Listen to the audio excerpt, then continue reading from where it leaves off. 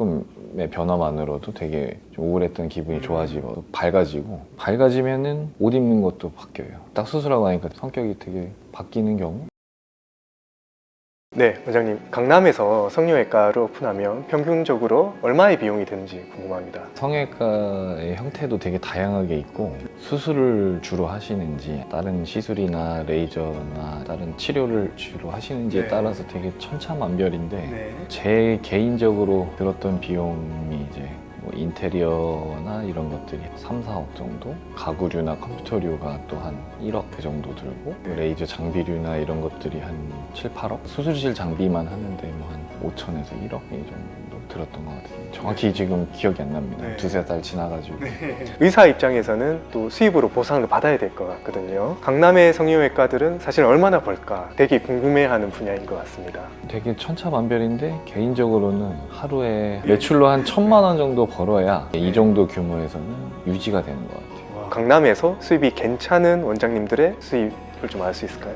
이거 비슷한 평형에서 한 달 매출이 막 5, 6억씩 하시는 분들도 있고, 이 정도에서 한 1, 2억 하시는 분들도 있는 것 같고, 제가 듣기로는. 저도 뭐 그 정도에 속하는 것 같고, 수입은 완전 다르죠. 1억이 남아도 5천만 원 정도가 세금이 나오죠. 지금 저희 구조로 1억 매출이 나면은 마이너스죠. 소비자 입장에서 좋은 성형외과를 고를 수 있는 방법이 있을까요? 수술이 잘 된 사람들이 여러 명 있는 그런 분들한테 소개를 받는 게 사실은 제일 안전할 거라는 생각이 들고, 지인의 추천이 저는 일단 무조건 제일 좋다. 근데 이제 꼭 그게 100% 본인 마음에 만족이 될지는 사실 알 수는 없지만, 만족시킬 가능성이 좀 높은 거겠죠. 그리고 부작용이 잘 없는 데를 찾아가는 게 제일 좋지 않을까, 이렇게 생각을 하고 있습니다. 원장님한테 찾아왔었을 때 나는 이런 수술은 절대 해주지 않는다 라고 하는 종류의 수술이 있는지. 수술 자체로 봤을 때는 아무 죄가 없죠. 수술은 다 좋은 수술이라고 생각하거든요. 그거를 개발을 하거나 연구하기 위해서 선생님들이 많이 노력도 하셨을 거고. 근데 이제 그런 건 있는 것 같아요. 뭐 나이대별로 아니면은 뭐 환자마다 특성별로 이거는 해야 되고 하지 말아야 되고 라는 게 이제 있는 것 같은데, 그건 사실 되게 어려운 게 현장에서 좀 직접 보고 판단을 해야 되는 경우가 많은 것 같고, 뭐 이런 거죠. 중년 이상 노년분들한테 윤곽 수술을 권유한다든지, 왜냐하면 그분들은 이제 골다공증의 위험성이나 이런 것들이 있는 분들인데, 뼈 수술을 했을 때 이제 뼈가 회복이 잘 안 될 수도 있고 유압이 안 될 수도 있고, 너무 젊은 사람한테 거상술을 권한다든지, 뭐 물론 당연히 효과가 없다고 할 수는 없지만 이제 그렇게 했을 때 무리가 되거나 조직 손상만 되고 이제 큰 이득은 못 얻을 수 있으니까 이제 환자가 실망할 가능성도 높고. 그럼 원장님께서 생각하시는 가장 가성비 좋은 성형 수술이나 시술이 있을까요? 한국 사람들의 특징이 눈이 조금 이제 몽고주름이라든지 좀 덮여 있는 경우가 많고, 그리고 위아래 크기도 좀 작아서 좀 답답한 느낌이 있는 경우가 많고, 쌍꺼풀이 없는 경우도 되게 많고, 그런 경우에 이제 비절개로 쌍꺼풀 수술을 하면서 필요하면은 뭐 눈매를 조금 더 또렷하게 보이게 할 수 있는 교정을 하면서 조금 또렷해져도 한국 사람들은 되게 이뻐질 가능성이 높거든요. 그거가 이제 저는 제일 무난하고 심플하고 엄청 얼굴에서 눈이 차지하는 비중이 굉장히 크죠.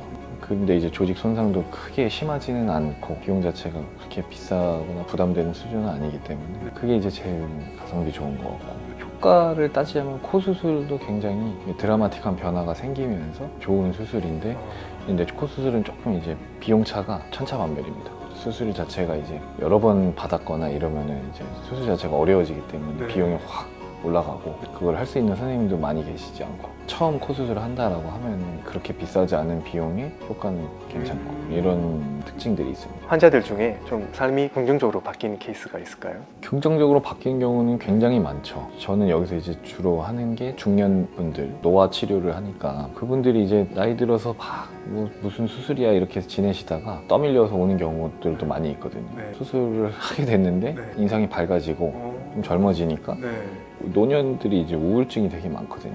나이 들어 보여서 우울해지는 것도 있고, 옛날에는 안 그랬는데, 그런 경우 이제 조금의 변화만으로도 되게 좀 우울했던 기분이 좋아지고 밝아지면은 옷 입는 것도 바뀌어요.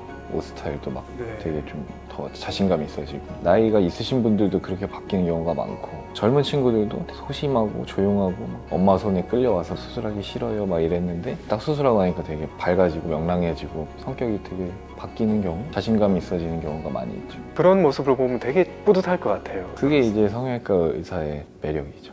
성형이라는 것은 이런 주관적인 아름다움의 영역이잖아요. 환자들의 바람을 듣고 얼굴에 표현해낸다라는 게 굉장히 힘든 일일 것 같거든요. 원장님만의 어떤 방법이 있으세요? 책에 많이 써 있는 대로 모든 수술법들이 다 어느 정도 정형화된 방법들이 있거든요. 거기에서 이제 그때그때마다 환자랑 얘기를 많이 해야 되거든요. 수술 전에 그 사람이 어떤 거를 원하는지, 뭘 싫어하는지, 뭘 좋아하는지를 판단해내는 거를 연습을 많이 해야 되는 것 같아요. 대화를 저는 조금 많이 하는 편이고 상담 시간이 좀 길고 그렇게 해도 놓치는 경우가 있거든요. 그래서 뭔가 만족을 못하는 경우도 경험을 해보고. 그러면 이제 환자가 찾아와서 제니처럼 해주세요 이렇게 얘기할 수도 있잖아요.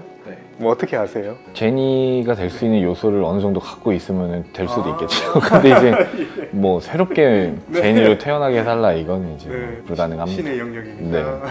제니라는 그 연예인의 특징이 뭐 이제 눈이라든지 뭐 코라든지 갖고 있는 특징들이 있으니까 그게 이제 뭔가 성형외과적 술기를 통해서 바뀔 수가 있는 요소를 갖고 있다라고 하면 비슷하게 될 수도 있죠. 잘생기면 성형외과 의사로서 유리한가요? 일단 뭐 제가 잘생겼다는 얘기는 아닌데 긴장을 좀 덜 하신다고 해야 될까, 환자들. 아무래도 잘생기거나 예쁜 사람이 뭐 똑같은 말이라도 하면 뭔가 조금 더 신뢰가 갈 것 같거든요. 그래서 저도 이 신뢰감을 많이 주려고 노력도 하지만 그렇게 생각하시면 아무래도 좀 더 얘기를 했을 때 이해시키기가 좀 더 편하거나 이렇게 있을 수 있다고 생각합니다. 그 피부과가 좀 심한 것 같은데 피부과 선생님한테 피부를 치료받으러 왔는데 피부가 안 좋다라고 하면 약간 거부감이 좀 있는 것 같아서 피부과 의사는 피부가 좋은 게 엄청난 메리트인 것 같고 성형은 약간 좀 다른 영역이기는 한데 뭐 피부과도 당연히 마찬가지겠지만 수술 실력이 뛰어나면 외모랑 상관없이 항상 환자가 잘 오는 것 같습니다. 성형외과 의사로서 가장 행복한 순간이 궁금합니다. 환자가 만족해하는 거가 아마 모든 성형외과 선생님들이 다 똑같으실 거예요. 환자가 만족해서 저한테 감사하다고 하고 이러고 나가는 경우가 제일 좋죠. 나가실 때 피드백을 주는 걸 보면 만족했는지 안 했는지 알 수 있으니까. 저 그냥 표정만 봐도 알고 뭐. 표정만 봐도 자신감이 있구나 이제. 네네. 아니면은 뭔가 화났구나. 좋지. 본인이 수술 받고 누구를 같이 소개해서 데리고 오는 분을 보면 이제 본인이 만족한 경우가 많기 때문에 그런 경우에 이제 되게 감사해하고 있죠. 예, 오늘 이렇게 장진우 원장님 모시고 이렇게 좋은 말씀을 들어봤는데요. 원장님이 가지고 계신 의료 철학이나 진료에 대한 생각을 알 수 있었던 좋았던 시간이었던 것 같습니다. 오늘 이렇게 인터뷰 응해 주셔서 감사하고요. 저는 또 다음번에 좋은 기회로 한번 모시겠습니다. 감사합니다.